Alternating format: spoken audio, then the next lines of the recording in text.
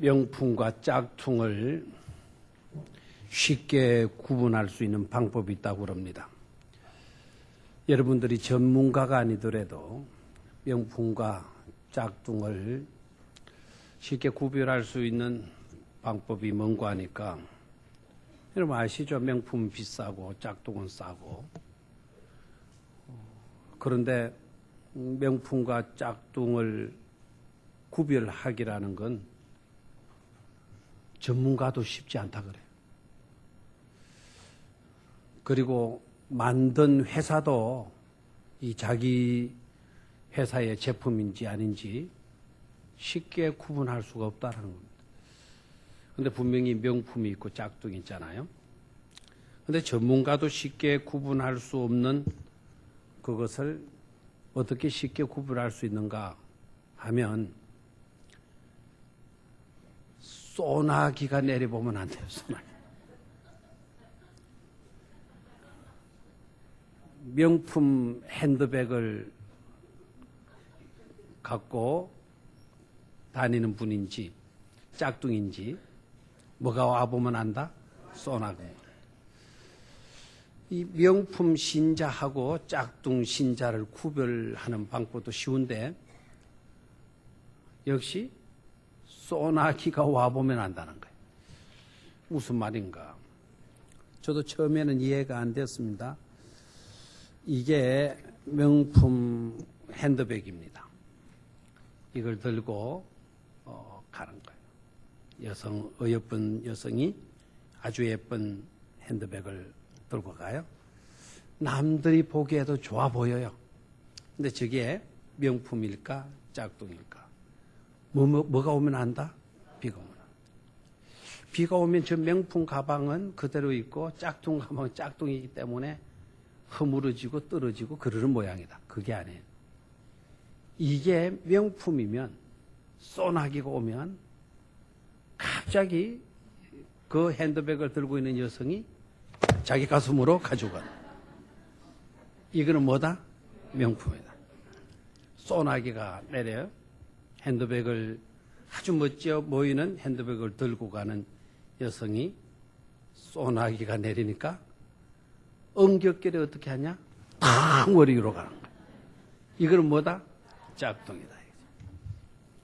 명품 신자와 짝퉁 신자 어떻게 구분하느냐? 쉽게. 소나기가 와보면 한다. 성경이 교회에 안 교회예요? 신앙인들은 다닐 때 꼭 뭘 들고 다니나요? 성경을 들고 다니나요? 아예 안 들고 다니는 분들은 이거는 짝퉁 중에 왕짝퉁이에요. 이거는. 여러분 오늘 다 오실 때 성경 가지고 오셨죠, 그죠? 하나님의 귀중한 보고의 말씀, 성경인데 성경을 늘 가지고 다니잖아요. 그런데 갑자기 비가 왔어요. 소나기 오는 거예요. 그러면 명품 신자는 어떻게 하느냐?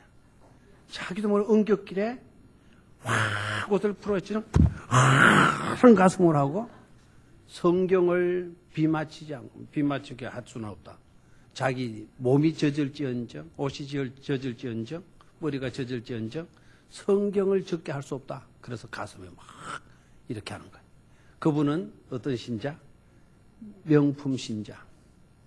짝퉁 신자는 어떨까요? 소나기가 내려요. 이 소나기에 내 머리가 적게 할 수 없고 내 옷이 적게 할 수 없고 뭐로 딱 올리는 겁니까? 성경을 딱 올려가지고 가요. 이 사람은 무슨 신자다? 짝퉁 신자다. 옆에 있는 분들에게 당신은 명품입니까? 짝퉁입니까? 한번 질문해 보시기를 바랍니다.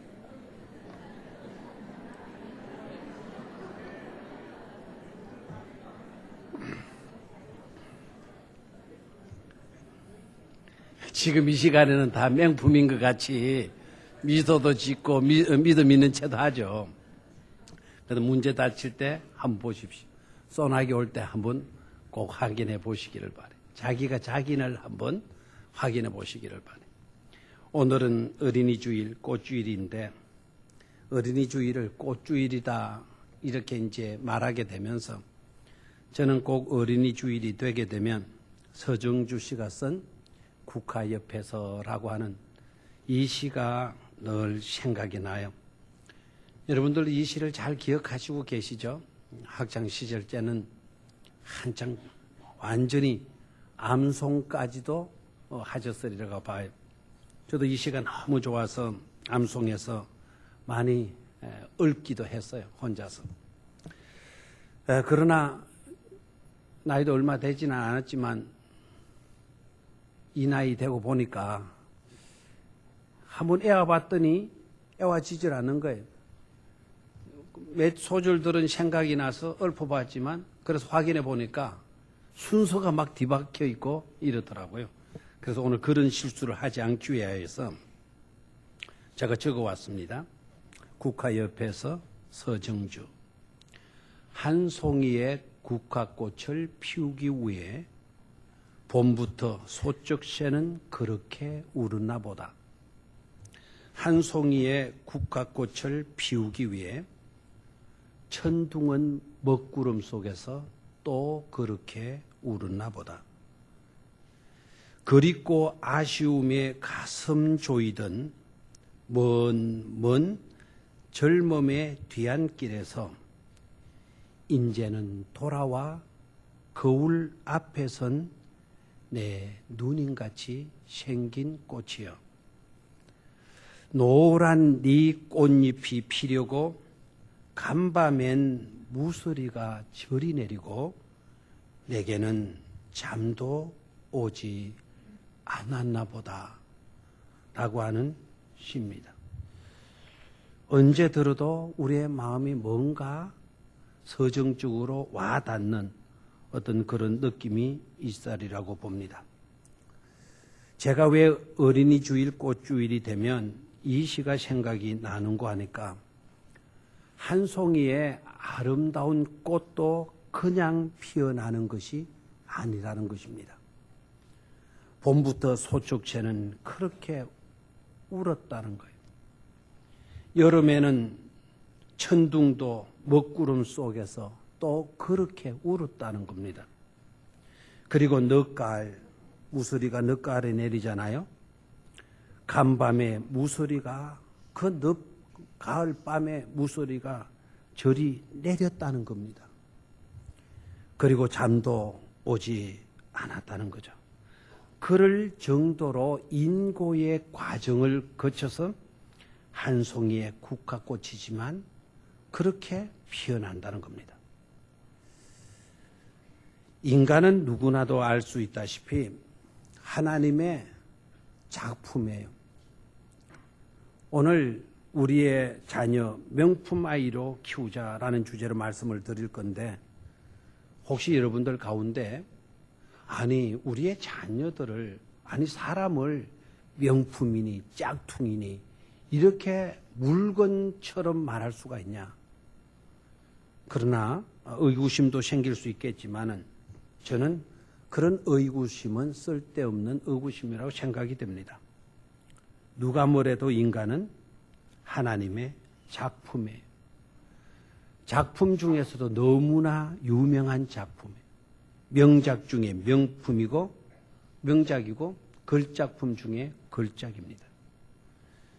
한 송이의 국화꽃을 피우기 위해서도 그러한 많은 희생과 열정과 사랑이 그리고 인고의 고초가 있어야 했다면 하나님의 작품인 그것도 걸작인 그것도 명작 중에 명작인 하나님의 명품으로서의 인간의 가치를 회복하고 또한 일깨우기 위해서도 두말할 나이가 없을 정도로 아니 그 이상의 수고와 헌신과 사랑과 노력과 열정을 우리는 아끼지 말아야 될 줄로 믿습니다.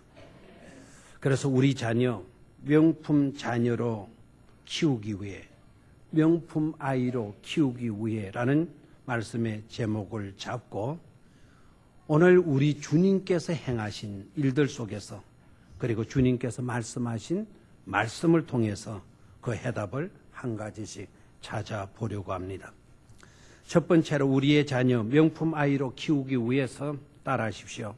예수님께로 데리고 와야 한다. 다시 한번 시작. 13절 아이들을 데리고 오매. 이 구절 그냥 읽고 지나가지 마십시오. 너무나도 중요한 구절입니다. 아이들을 데리고 오매. 누구께로 데리고 왔다라는 거죠? 예수님께로 데리고 왔다라는 거예요. 그럼 이 아이들은 어떤 아이들이냐? 오늘 마가복음에서 아이들을 데리고 오매라고 했는데 마가복음에서의 오늘 이 구절 속에서의 아이들은 파이디아라고 해서 우리 어린이 병영선교 어린이집에 1년에 한 번 갖는 축제가 있어요. 어린이들 축제가 있는데 그 축제가 파이디온 축제죠. 그죠? 파이디온. 이 파이디아 하게 되면은 어린 아이를 가리키는데 어떤 아이냐? 부모의 절대적인 도움을 의존해야만 하는, 그러니까 갓난 아이들, 갓난 어린이들을 말하는 단어예요. 파이디온이라고 하는 말이. 마가복음에서는 이 어린이 했을 때 갓난 어린아이들, 부모의 손길이 절대적으로 필요한 그런 아이들, 부모의 손길에 의존해서 생존할 수 있는 그런 상태의 아이들, 그런 아이들을 가리킵니다. 누가복음에서는 같은 맥락의 말씀을 우리 주님께서 하셨는데 아이들을 데리고 오매. 거기에서는 이 아이들이라는 말의 단어가 파이디아인데 누가복음에서는 브레페라고 하는 단어를 썼어요. 아이들을 브레페라고 하는 단어를 썼는데 이 브레페라고 하는 단어의 뜻은 자기 스스로 일어설 수가 있고 자기 입으로 자기의 의사를 표현할 수 있을 정도의 아이들을 말해요. 그러니까 파이디아보다는 브레페라고 하면 보다 큰 장성한 그런 아이들을 가리키는 것을 볼 수가 있습니다. 그런 아이들을 예수님께로 데려왔다. 갓난 아이도 데리고 오고 조금 큰 스스로 걸어 다닐 수 있고 자기 의사를 표현할 수 있는 그런 아이들도 누구께로 데리고 왔다? 예수님께로 데리고 왔다라는 거예요. 일이 너무나도 중요하다는 거예요. 일이 너무나도 중요하다. 그런데 제자들은 그것이 중요하다라는 것을 알았어요? 몰랐어요? 몰랐다 이거예요. 제자들뿐만 아니라 우리들도 이 일이 중요하다라는 것을 별로 깨닫지를 못하는 거예요. 우리들 가운데도. 그래서 어떻게 보면 짝퉁 신앙인이 우리들 가운데 너무 많이 있을 수 있다라는 거예요. 내 자녀들을 예수님께로 데리고 오기보다 오히려 고3 때가 되거나 중3 때가 되거나 어떤 큰 시험을 앞두고 있게 되게 되면 학원으로 가라, 학교로 가라. 우리는 이렇게 합니다. 그런데 성경은 누구께로 데리고 오매? 예수님께로 데리고 오매. 제자들이 구제됐다라는 거예요. 우리들 가운데도 아이들이 학교 안 가고 고3이 학교 안 가고 학원에 안 가고 교회로 왔다. 그러면 여러분들 중에서도 여러분의 자녀들을 꾸짖는 그런 부모들, 어른들이 없잖아 있을 수 있다라는 거예요. 근데 예수님께서는 뭐라고 말씀하셨습니까? 아이들이 내게로 나오는 것을 마지 말아라. 금하지 말아라. 이건 야단칠 일이 아니다. 막을 일이 아니다. 오히려 내게로 나올수록 있도록 해야 된다라고 주님께서 말씀하셨습니다. 그리고 여러분 예수님이 소년 시절 때 12살 때 예수님의 유년기에 청년기에 그 기록은 오직 한 군데밖에 없죠. 12살 때에 있었던 사건, 그것만이 성경에 기록되어져 있습니다. 12살이면 우리나라 나이로 초등학교 몇 학년 됩니까? 5학년입니까? 제가 6학년이라고 그랬는데요. 제가 12살이면 중학교 1학년인가? 이랬다 싶은데요. 5학년 아니면 6학년 정도 되는 어린이죠. 그러니까 어린 때 그의 부모들이 예수님을 데리고 유월절 지키기 위해서 예루살렘 성전으로 가서 예배했잖아요. 그리고 사람들이 굉장히 붐비거든요. 예수님의 부모들이 사람들이 붐비고 정신이 약간 없었는지 예수님을 잃어버렸어요. 예배하러 갔다가 아이를 잃어버린 거예요. 그리고 그것도 언제 알아차리느냐 하면 얼마나 멍청한 건망증이 심했는지 하니까 3일 뒤에야 알았다라는 거예요. 그럼 부모 자격 있을까요? 3일 뒤에야 내 새끼 어디 갔지? 예수가 어디 갔지? 이렇게 나온 거예요. 그때부터 난리가 난 거죠. 그래서 예수님을 찾으러 다니는 지나가는 사람 붙들고 요런 아이 안 봤습니까? 좀 총명하게 생긴 요런 아들 못 봤습니까? 다 모른다 그러죠. 찾다 어디까지 갑니까? 성전까지 가요. 성전에 가서 보니까 자기 아들이 예수님이 거기에 있는 거예요. 성전 안에. 그것도 내놓으라고 하는 랍비들, 굉장한 학자, 율법학자, 서기관들, 실력자인, 존경받는 그분들하고 12살 된 예수가 떡 앉아가지고 성경을 토론하고 있는 거예요. 성경 이야기를 하고 있는 거예요. 너무너무 기가 차는 거죠. 한편으로는 대견스럽고 한편으로는 속상하고 부모 걱정을 하는 건지 안 하는 건지. 그래가지고는 틈을 타가지고 눈치를 주고 누구시게 이런 것들 날렸겠죠. 막 손가락질을 하면서 왜 속을 섞이느냐고, 왜 우리 걱정 이렇게 시키느냐고, 네가 따라와야지 이렇게 할 수가 있냐고, 우리가 너를 이제 니도 우리를 찾아야 될 것 아니냐고 막 야단들을 했겠죠. 그랬더니 예수님께서 뭐라고 말씀하십니까? 부모님들, 내가 아버지 집에 있는 건 지극히 당연한 일 아닙니까? 이것이 어떻게 걱정할 일이고 염려할 일이고 근심할 일입니까? 내가 누구의 집에 있다? 아버지 집에 있는 것도 아닙니까? 라고 말을 했다라는 거예요. 그 말을 듣고 그의 부모들이 마음에 새겨들었다는 것 아닙니까? 무엇을 말하고 있죠? 어린이들은 우리는 마땅히 누구 집에 있어야 한다? 아버지 집에 있어야 된다. 그 아버지 집이 어디 집이죠? 성전이라는 거예요. 성전. 자, 여기서 무엇을 알 수가 있습니까? 어린이 과연 그들의 현 주소가 어디여야 하는 것인가 하는 것이죠. 예수님의 현 주소가 어디인가, 어디에 두어야 하고 누구를 만나게 해야 되는 것인가, 누구께로 데리고 가야 되는 것인가 하는 것에 대한 해답을 우리는 분명히 찾을 수가 있는 줄로 믿습니다. 어린이 그들의 현 주소는 그러니까 누구여야 하고 예수님이어야 하고 그리고 하나님의 집인 성전이어야 한다는 것을 깨달을 수가 있습니다. 자, 그러면 왜 예수님이 그들의 현 주소가 되어야 하나? 하나님이 왜 그들의 현 주소가 되어야 하나? 하나님의 집이 왜 그들의 현 주소가 되어야 하는 것인가? 예수님이 어떤 분이십니까? 예수님은 안전뱅이도 문둥병자도 기머거리도 소경도 죽은 자도 고치시고 살려주시는 그런 분이신 줄로 믿습니까? 즉 인간의 모든 질고의 문제를 해결해 주시고 치유해 주실 수 있는 분이 누구이시다? 주님이시다. 모든 인간의 문제에 대한 해답을 가지시고 계시는 분이 누구이시다? 주님이시다 라는 것입니다. 뿐만 아니라 예수님은 빛이시고 예수님은 사랑이시고 예수님은 자유케 하시는 분이시고 예수님은 막힌 것을 뚫어주시는 분이시고 예수님은 열어주시는 분이시고 예수님은 죽음의 권세까지 이기신 부활의 주님이시지 않습니까?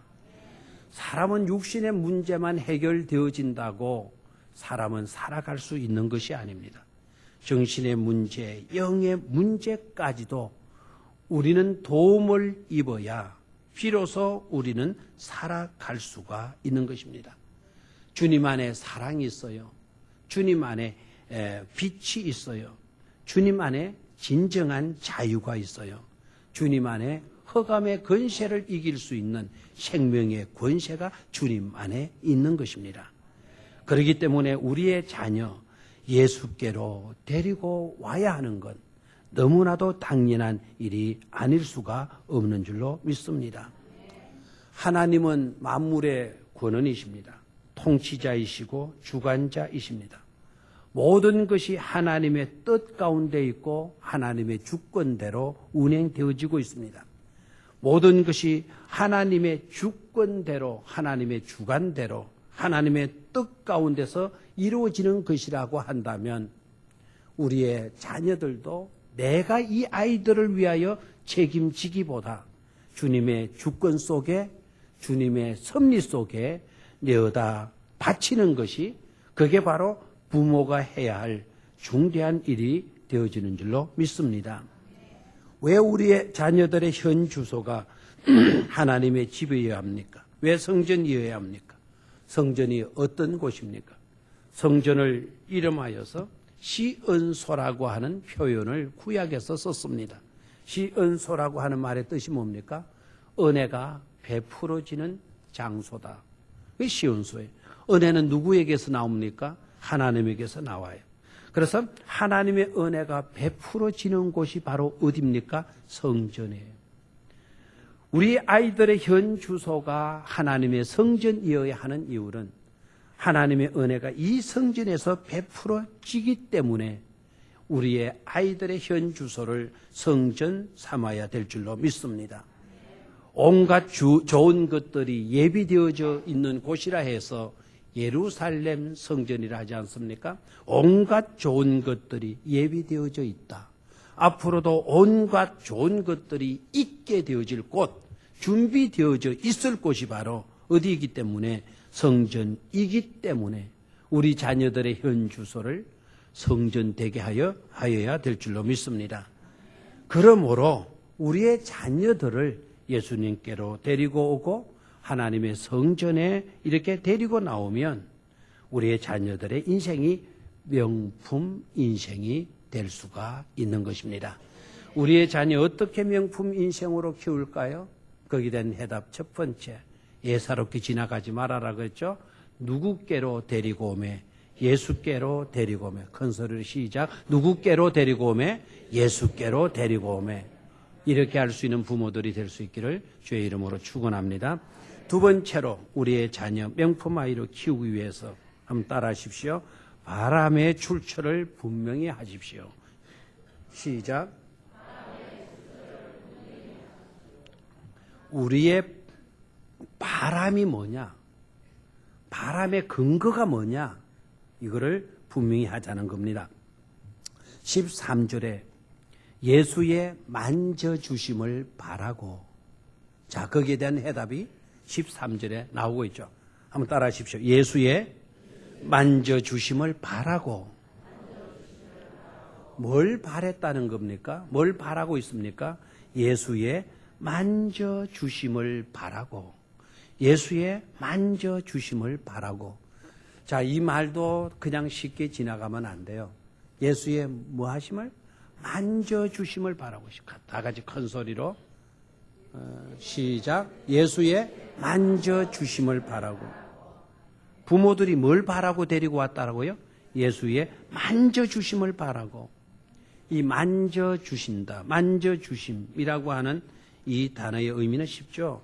어린이들을 예수님께 데리고 가서 예수님으로부터 머리에 손을 얹고 예수님으로부터 뭐를 하는 겁니까? 축복을 받는 거예요. 예수님께로부터 축복을 받는 거예요. 예수님께 데리고 가서 예수님의 손을 얹으시고 예수님께로부터 축복을 받는 거예요. 축복 기도. 이게 부모들의 바람이었다는 겁니다. 이게 아이들을 예수님께로 데리고 간 목적이었다는 거죠. 자, 이것은 무엇을 의미하는 것일까요? 왜 자녀들을 예수님께로 데리고 가서 바람을 가지고 데리고 가서 예수님께로부터 축복의 기도를, 안수 기도를 받게 하고 싶었을까요? 이것이 갖는 의미가 뭘까요? 여기 중요한 의미를 우리는 발견할 수 있어야 합니다. 내 자식들, 우리의 자식들이 잘 되는 것은 우리들의 사랑, 우리들의 노력, 우리들의 능력으로 그것만 있으면 우리 자녀들이 복되게 될 수 있느냐? 내가 자식을 사랑하기만 하면, 내가 자식들을 위해서 열심히 노력하고 헌신하고 수고하게 되면 내 자녀들이 복되게 될 수 있느냐? 아니더라는 거예요. 그걸 솔직히 인정하는 것이죠. 내가 아무리 사랑한들, 내가 아무리 아낀들, 자식들을 위해서 온갖 수고를 다 기울인들, 내 자녀들이 복되게 될 수 있는 것이 아니라는 거예요.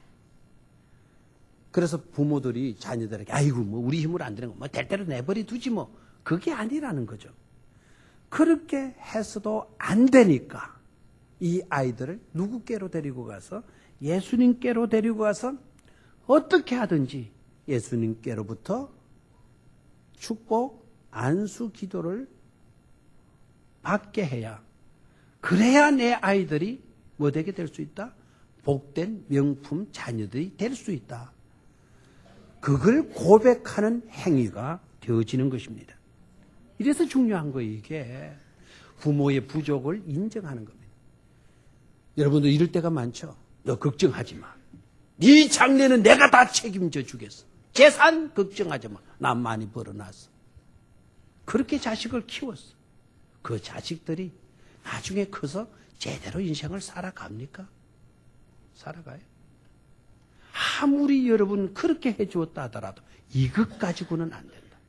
어떻게 하든지 우리 주님께로부터 축복받아야만이 내 자녀들이 잘 될 수 있다라고 하는 그런 믿음과 그런 바람을 가지라 이거예요. 이 부모들이 그랬다라는 거예요. 주님께로 데리고 갔는데 주님께로부터 만져주심을 바라고 아이들을 데리고 갔다라는 거예요. 그런데 안타깝게도 제자들은 어떻게 했습니까? 저들을 꾸짖고 있습니다. 이유가 무엇일까요? 이유가 제자들은 아마 이렇게 생각을 했었을 것 같습니다. 아이들 네 새끼니까 집에서 아이들은 자기 부모가 키우면 되는 것이지 왜 이곳까지 데리고 와서 야단들이냐? 왜 귀찮게 여기까지 아이들을 데리고 와서 주님을 방해하느냐? 주님의 설교를 방해하고 주님의 일을 왜 너네들이 방해하느냐?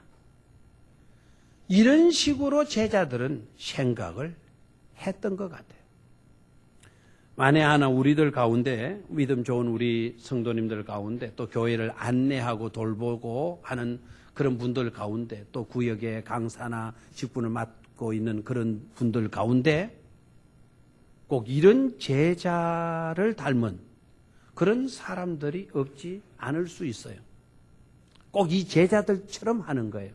야 임마 우리 예배 드리는데 왜 자식들이 여기 와서 껴? 다른 데 가서 놀아. 뭐 이런 식으로 하잖아요. 교회도 마찬가지. 이놈의 새끼들 이 교회 와 왜 이렇게 떠들어 다녀? 지게 작대기 가지고 와서 훌치고 다니고 말이야. 에? 이런 제자들이 우리들 가운데도 없잖아? 있을 수 있다라는 거예요. 예수님이 뭐라고 하셨나요? 아, 너희들 제자들 역시 너네들 참 잘 세웠다. 너네들 할 일을 하는구나. 역시 그래야지. 얘들 때문에 내가 설교를 할 수 있어야지. 우리 주님께서 이러셨나요? 아닙니다. 예수님은 오히려 제자들을 야단하셔. 제자들에게 꾸지람을 하셔. 그리고 말씀하시면서 아이들이 내게 오는 것을 용납하고 마지 말아라. 금하지 말라 하셨습니다. 다시 한번 아이들을 뭐하고? 용납하고 금하지 말아라.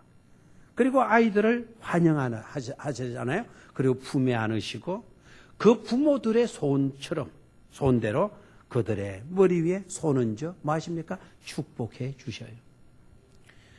그러니까 아이들은 주님의 환영을 받고 주님의 사랑을 받고 주님께로부터 복받아야 할 존재로 그들을 귀히 여겨주시고 아이들에게 부모의 소원대로 우리 주님은 그렇게 해 주시는 것을 볼 수가 있습니다. 사랑하는 성도 여러분, 이와 같이 저와 여러분들은 축복의 계승자가 되어야 할 줄로 믿습니다. 내 노력으로 내 열정으로 내 사랑이면 됐지. 내가 이렇게 해주면 됐지라고 하는 그런 교만한 생각을 버리고 좀 겸손해져서 우리의 힘으로는 부족하다. 어떡하지 내 자녀들 내가 책임질 수 없다. 내 자녀들의 인생의 모든 것은 우리 주님의 손에 달려있다. 그래서 나는 어떻게 할 수 없지만 이 아이를 데리고 나갈 수는 있다. 예수님께로 데리고 나가서 예수님께 부탁해야 할 수는 있다. 이 자녀들을 축복해 달라고. 이런 일을 잘 감당할 수 있는 그런 축복의 계승자로서의 부모들이 될 수 있게 되기를 축원합니다. 주님께로부터 사랑받고 환영받고 축복받는 것을 어느 것보다도 최우선할 수 있는 그런 부모가 되어지기만 하면 우리의 자녀들 걱정할 필요가 없습니다. 성경대로 행할 수 있게 되기를 주의 이름으로 축원합니다. 마지막 세 번째로 우리의 자녀 명품으로 키우기 위해서 한번 따라하십시오. 어린이 그들은 누구인가를 알라. 시작.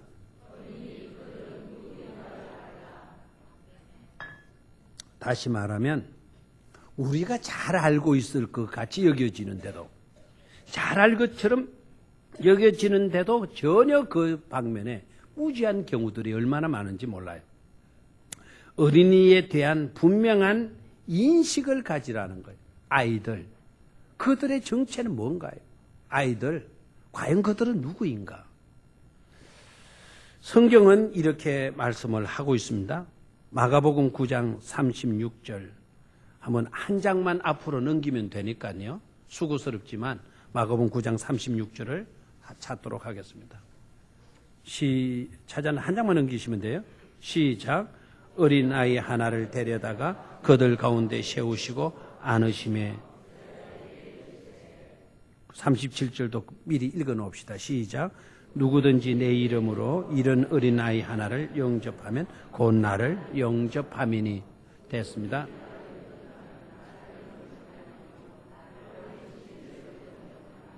네, 됐습니다. 자, 마가복음 9장 36절 여러분 읽으셨는데 그 구절 속에서 끝부분에 36절 끝부분에 세 단어를 유의해 보시기를 바라요. 가운데라고 하는 단어, 그리고 세우시고라고 하는 단어, 안으시고라고 하는 단어, 이 단어 밑에 밑줄을 그어 놓으시기를 바라요. 이 단어들이 갖는 의미가 바로 뭐냐? 어린이 그들은 과연 누구인가?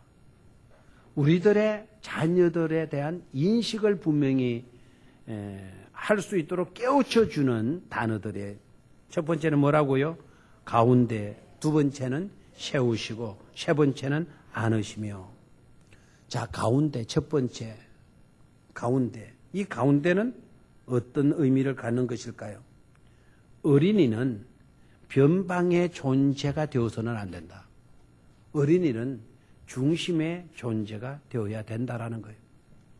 우리가 어른이 되었다고, 조금 많은 인생을 경험했다고 너무나 쉽게 아이들을 변방으로 몰아낸다는 거예요. 저 구석으로, 저쪽에 가 있어, 저 방에 가 있어, 나가 놀아. 전부 다 우리가 이런 식으로 여긴다는 겁니다. 그런데 우리 주님께서는 어린이는 그렇게 무시당하거나 밀어내야 할 존재, 멸시해도 될 존재로 삼으신 것이 아니라 어린이를 그들 가운데 뭐 하셨다? 그들 가운데 두셨다라는 거예요. 여러분, 어린이는 이렇게 소중한 존재임을 깨닫기를 축원합니다. 오늘부터 너희들은 저리 가 있어. 저 구석으로 여러분 밀쳐내는 그런 부모가 되지 말기를 바랍니다. 우리가 회의를 할 때도 우리가 뭐 할 때도 아이들은 나가 있어 이러지 말고 걔들을 오히려 우리 회의하는 가운데 오히려 세울 수 있는, 가운데 둘 수 있는 그런 우리의 인식이 있어져야 될 줄로 믿습니다. 두 번째로 뭐 하였습니까? 세우시고. 뭐 하였다고요? 세우시고. 가운데 그냥 앉혀둔 것도 아니다 이거죠. 가운데 세웠다. 뭘 의미하나요? 가만히 앉아 있어? 가만히 처박혀 있어? 눌려 앉혀야 하는 존재가 아니라 아이들은 이렇게 뭐 해줘야 한다? 세워줘야 한다는 거예요. 아이들을 인정해주고 아이들을 높여주라는 거예요. 네가 지게 뭘 한다고 그래? 이러면 안 된다라는 거예요. 네 생각도 너무 순수하고 깨끗한 생각이구나. 우리 어른들이 그렇게 생각하지 못하는 우리 어른들이 부끄럽구나. 우리는 별것 아닌 것 가지고 그렇게 복잡하게 생각했는데 아이들, 너희들의 생각은 참 순수하고 단순하구나. 그게 믿음이겠다. 오히려 아이들의 주장과 생각들을 세워줄 수 있는 그런 우리가 되어야 된다라는 거죠. 예수님이 보시는 어린이과는 우리와 너무나 다르고 있는 것을 발견할 수가 있습니다. 또 그 다음에 단어가 뭡니까? 안으시며 그랬어요. 뭐죠? 안으시며. 배척하는 존재, 변방에 눌러 앉혀야 할 그런 존재가 아니라 마땅히 용납되고 영접되고 환영받고 사랑받고 보호받아야 될 존재가 바로 누구라는 거죠? 어린이들이라는 거예요. 그래서 그 어린이들을 마시고 안으시고 9장 37절에 내려가서 보니까 누구든지 내 이름으로 이런 어린아이 하나를 영접하면 이런 아이 하나를 내가 받아들이면 그 누구를 영접합니다. 나를. 여기에 나는 누구죠? 예수님. 뭘 할 수가 있나요? 어린아이 하나를 받아준 것이 보이지 아니하는 주님을 받아준 것이 된다. 즉 어린이와 주님을 동일시하고 있는 것을 볼 수가 있죠. 다시 한번 어린이와 주님은 예수님을 뭐 하고 있습니까? 동일시하고 우리가 그렇게 만들면 우리는 주님을 모독하는 일이 될 겁니다. 그런데 주님 자신이 말씀하셨어요. 이런 꼬마 아이 하나에게 하는 것이 곧 누구께 하는 거다? 내게 하는 거다. 곧 어린 아이를 누구와 동일시했습니까? 주님 자신과 동일시했다 이 말입니다. 여러분 주님은 귀해요 안 귀해요? 귀하죠. 어린이는 귀해요 안 귀해요? 귀하죠. 누구처럼 누구만큼 귀해요? 주님만큼 귀하다라는 거예요.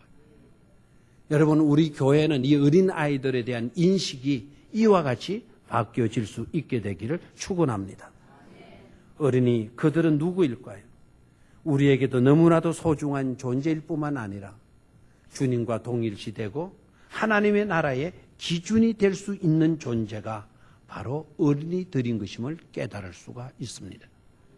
그런데도 안타깝게 그것도 모르고 너무나 쉽게 아이들을 실족해 하는 일이 얼마나 많은지 그 아이들을 무시하고 없인 여기는 그와 같은 잘못이 얼마나 우리에게 많은지 이렇게 소중한 어린이들에게 해서는 안 될 일들 심지어 그 가냘픈 어린 아이에게 폭력을 행하는 일들도 얼마나 비일비재하게 일어나는지 모릅니다. 우리는 이와 같은 세태를 정말 가슴 치면서 하나님 앞에 안타까워 부르짖어 회개해야 될 줄로 믿습니다. 그리고 결단해야 할 것입니다. 지혜를 구해야 할 것입니다. 절대로 어린이들을 실족하게 하거나 없인 여기는 일들이 다시는 일어나지 않도록 그들은 우리의 미래이지 않습니까? 그들이 아름답게 피어난다라는 것은 우리의 미래가 밝고 아름답게 우리에게 보장되어진다는 그런 말씀도 되어지는 것입니다. 그러니 주님처럼 아이들을 사랑하고 우리도 받아주고 환영해주고 그리고 세워주고 기도해주고 축복의 강가로 인도하는 그런 사명을 잘 감당해 가도록 해야 될 줄로 믿습니다. 그렇게 되면 장래의 밝은 빛이 곧 우리의 미래까지도 밝게 비추어 줄 줄로 믿습니다. 그런 부모님들이 될 수 있기를 주의 이름으로 축원합니다. 태의 기업으로 상급으로 주신 우리의 자녀들 정말 명품 자녀들로 잘 키울 수 있도록 주님이여 우리를 깨우쳐 주시옵소서.